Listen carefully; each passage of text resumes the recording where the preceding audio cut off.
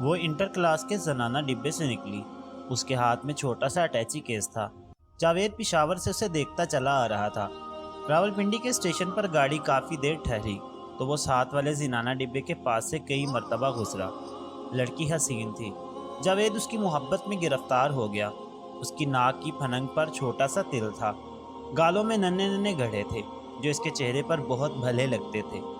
Rawalpindi station پر اس لڑکی نے کھانا منگوایا۔ بڑے اطمینان سے ایک ایک نوالا اٹھا کر اپنے منہ میں ڈالتی رہی۔ جاوید دور کھڑا یہ سب کچھ دیکھتا رہا۔ اس کا جی چاہتا تھا کہ وہ بھی اس کے ساتھ بیٹھ جائے اور دونوں مل کر کھانا کھائیں۔ وہ یقیناً اس کے پاس پہنچ جاتا، مگر مصیبت یہ تھی کہ ڈبہ زنانہ تھا، عورتوں سے بھرا ہوا۔ یہی وجہ ہے کہ جرأت نہ کر سکا۔ لڑکی نے کھانا کھانے کے بعد ہاتھ دھوئے جو بہت نازک تھے، لمبی لمبی مخروطی انگلیاں جن کو اس نے اچھی طرح صاف کیا، اور اٹیچی کیس سے تولیہ نکال کر اپنے ہاتھ پونچھے، پھر اطمینان سے اپنی سیٹ پر بیٹھ گئی۔ جاوید گاڑی چلنے تک اس کی طرف دیکھتا رہا، آخر اپنے ڈبے میں سوار ہو گیا اور اسی لڑکی کے خیالوں میں غرق ہو گیا۔ معلوم تو یہ ہوتا ہے کہ بڑے اچھے گھرانے کی ہے۔ دونوں کلائیوں میں قریب قریب 12 سونے کی چوڑیاں ہوں گی، کانوں میں ٹاپس بھی تھے۔ 2 انگلیوں میں اگر میرا اندازہ غلط نہیں ہیرے کی انگوٹھیاں ہیں۔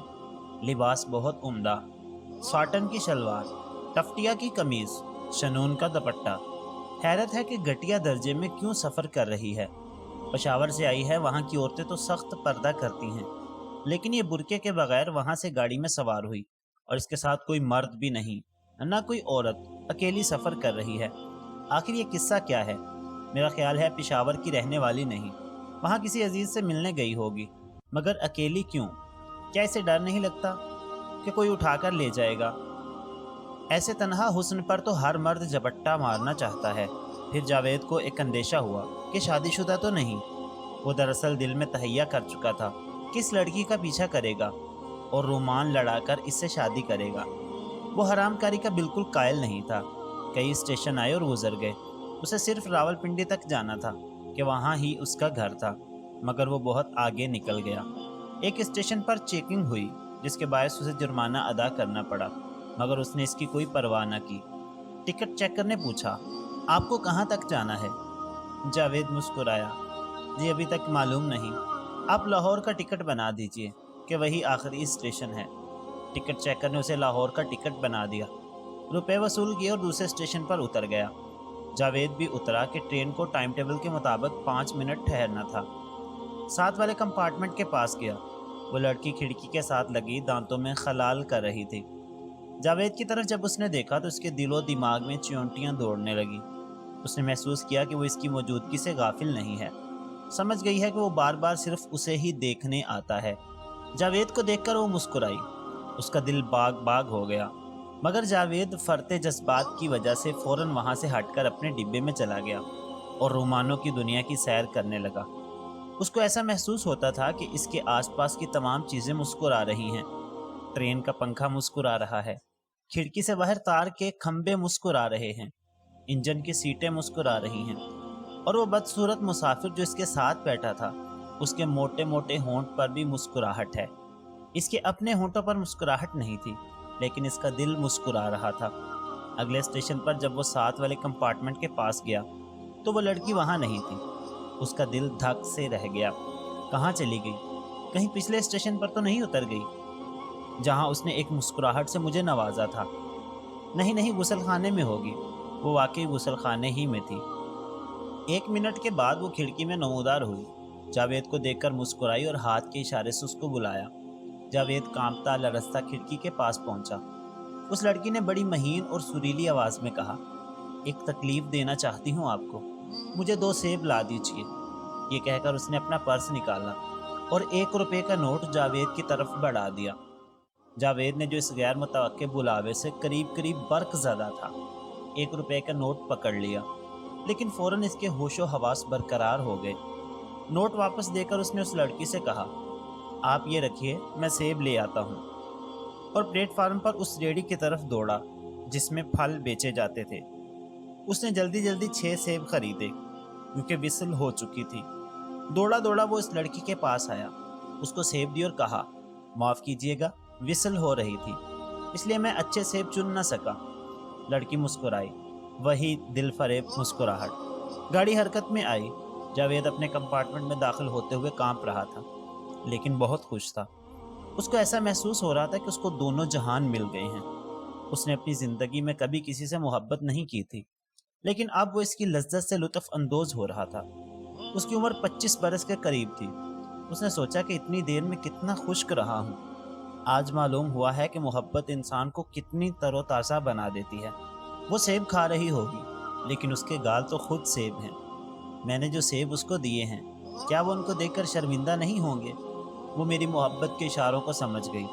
जभी तो वो मुस्कुराई और उसने मुझे हाथ के इशारे से बुलाया और कहा कि मैं उसे सेब ला दूँ। मुझसे अगर वो कहती कि गाड़ी का रुख पलट दो, तो उसकी खातिर ये भी कर देता। गो मुझ में इतनी ताकत नहीं, लेकिन मोहब्बत में आदमी बहुत बड़े बड़े काम सर अंजाम दे सकता है। फरहाद ने शीरीं के लिए पहाड़ काट कर नहर नहीं खोदी थी।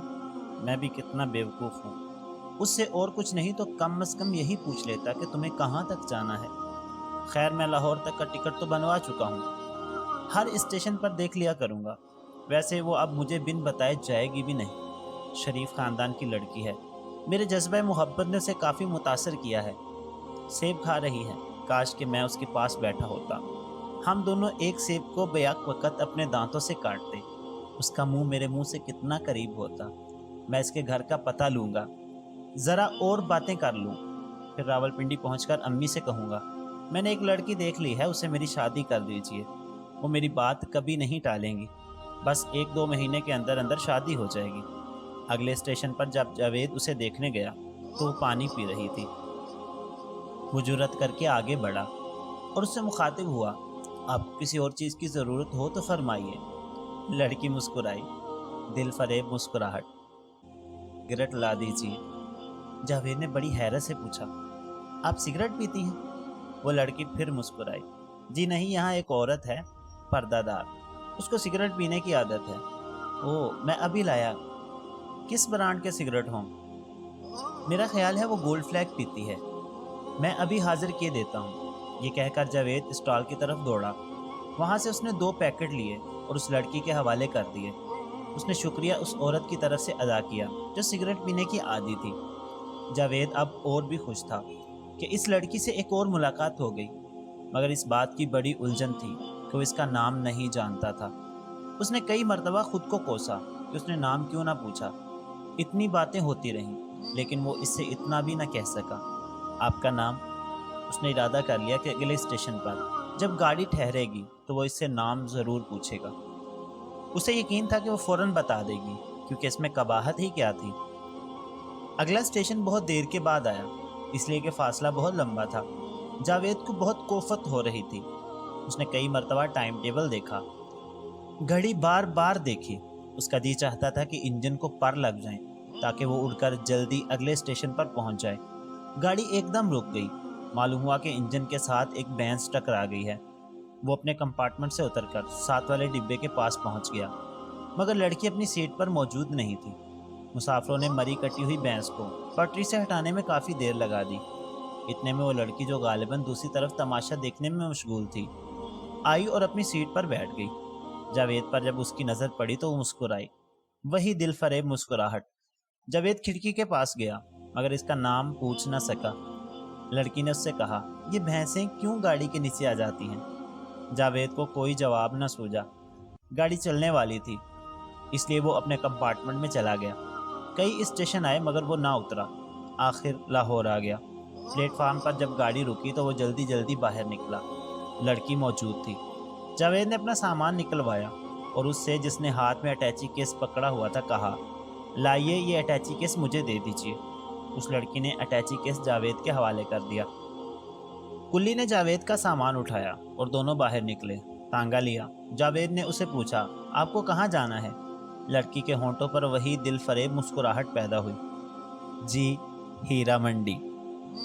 जावेद बुखला सा गया। क्या आप वहाँ रहती हैं? लड़की ने बड़ी सादगी से जवाब दिया, जी हाँ, मेरा मकान देख लें। आज रात मेरा मुजरा सुनने ज़रूर आइएगा।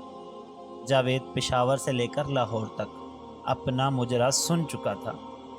उसने इस तवाइफ को उसके घर छोड़ा और इस तांगे में सीधा लारियों के अड्डे पहुंचा اور راولپنڈی روانہ ہو گیا۔ پیارے دوستوں، کیسی لگی آپ کو یہ چھوٹی سی سٹوری؟ اچھی لگی ہے تو اس ویڈیو کو لائک کر دیں، اور مزید اس طرح کی سٹوریز روزانہ سننے کے لیے ہمارے چینل اسرار اردو سٹوریز کو ضرور سبسکرائب کریں۔ شکریہ۔